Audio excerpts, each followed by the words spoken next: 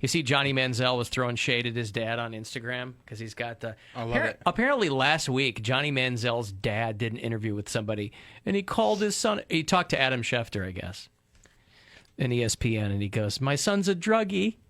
He being hopes he goes honest. to jail. What yeah. a dad thing to say. I love it. He's a druggie, and I hope he goes to jail. He needs help. A druggie.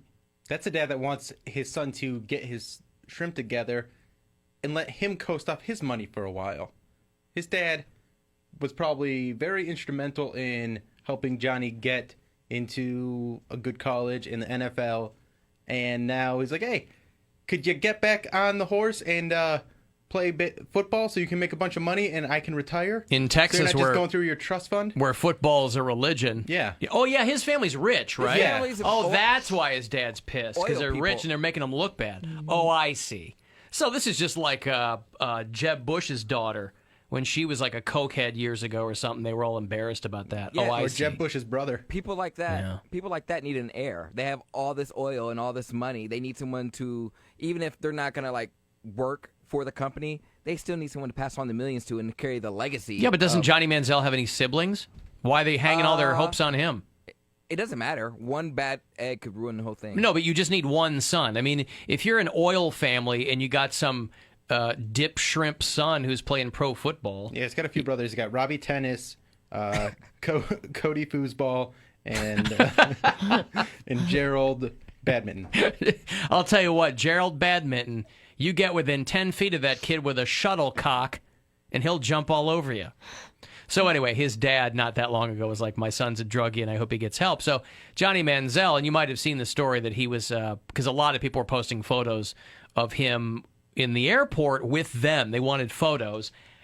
Again, here in Cleveland, I understand why Johnny Manziel was such a big deal. I'm so surprised that people out there still give a rat's know. ass about Johnny Manziel. I think it's just because he's been in the tabloids and stuff. Yeah, they and- want a picture with him. Yeah, I think it's because he's a party animal. And people are like, hey, there's that party animal. Better get that picture with him before he dies. Yeah, maybe True. that's what it is. But he had on a Josh Gordon Browns jersey Yeah. on the plane. And so the Cabo photo is him, you know, the hashtag Hi Dad of him in Cabo. So, you know, there you go. Because you're not going to wear your own jersey. You're going to find the other guy who will never play in the NFL again, and you'll wear his jersey. Another guy who can't stop stepping on his own dong. But man, if he could. Yeah, if he could. Woulda, coulda, That'd be shoulda. I great. mean, yeah, of course. I didn't see a lot of upside for Johnny Manziel in the NFL. Josh Gordon, however, nothing but talent just being wasted. Wasted talent. I'm just saying, Johnny's dad can't say anything to Johnny Manziel because he made him the monster that he is. But is he one of those like Friday Night Lights dads? Or I know football's a religion in Texas, but if your dad's like a rich oil guy, he's not out there coaching your peewee team. But he's an enabler. How? Because if you have all the money, you're a shoo-in for nepotism. You're a shoo-in for everything. If you donate to the Boosters Club, you're on the team. If you donate... But there are tons of kids that grow up that way and turn out perfectly fine, and they're respectful, and they Some. And they have Johnny a still- successful career. Or that grow up and suck at football. And Johnny still had to Yeah. go out on the field and do what he did in college. You can hire a good coach.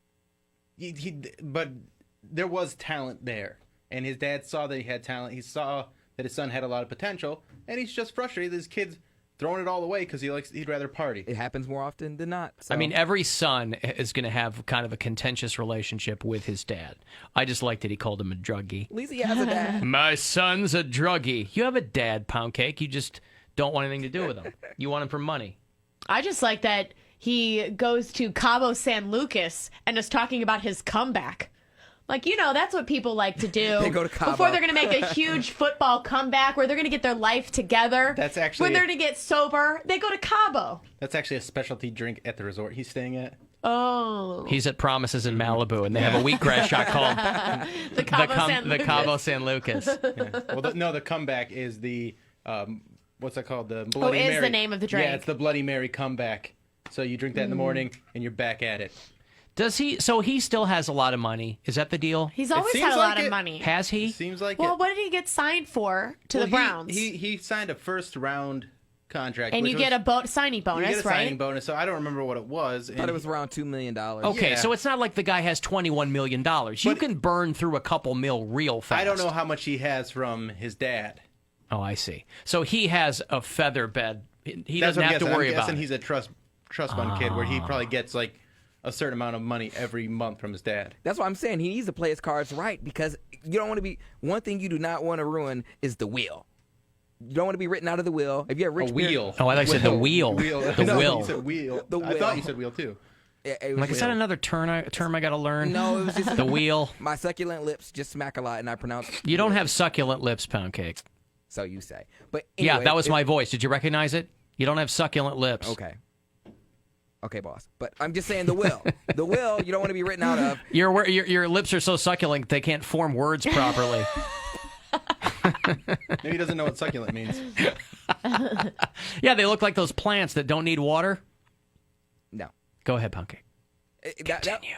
That was it. Just don't get written out of the will because you're gonna miss out, and just play your cards right till your dad dies, and then take everything. Not only that, but if his dad's in the oil game, guess what? His dad didn't build a company. His dad and his dad Yeah, before him and yeah. all that legacy money that none of these guys actually earned. So it's not any worse for Johnny Manziel. He didn't, whatever money he's got outside of football, he didn't earn that, but neither did his dad. If you have a football and I have a football, I take your football. I take your football. I'm an oil man. Yeah. I'm a football man, just like my father before me. How great would that be? You could just get nepotized into anything you want. Yeah, but then nobody takes you seriously Until because you're an idiot. they assume that you got everything by nepotism. Who wants that? I wouldn't care. You wouldn't care If I got my- for everybody to think, as hard as you might work or as ambitious as you might be, you wouldn't care that everybody thought you had everything handed to you? Nope. Why? Because their opinion wouldn't matter because I'm still doing me. I'm talking about people whose opinions would matter. Then why would my bosses hire me if they didn't? I'm saying before they hire you. This is what I'm saying. For anybody who might be in a position to offer you a bit of luck, if they go, nah, he doesn't see anybody who's got like a fallback position financially. It's assumed that you're not hungry enough because you've literally never been hungry, right? True. That's what they look at it as. But So if you're hungry, if you're somebody who was our friend Ramon Rivas, right, just came off his Comedy Central special, and he's a grinder and he's a hard worker, and he posted a thing on Facebook. And you can look at him and say, that's a hungry dude. He posted a photo on Facebook about, there's 4 pillows on the floor of his friend's apartment. Saw that. And he was like, this is what you got to do. People go, how do you get X, Y, and Z? You go, do you want this much? When I was sleeping on an air mattress in a one-room apartment eating A1 sandwiches 25 years ago. It's that kind of stuff. And if you come from money, you might be really ambitious. But if people don't give you a chance to demonstrate that because they think you're not hungry, that can really screw you up. Yeah, one time when I was on the road, I was hungry and I was out there. I had to stay in a residence inn instead of an actual Marriott. Ugh, so gross. Or a Spring Hill Suites. I blocked that one out of my mind. God, the in-room kitchen was disgusting.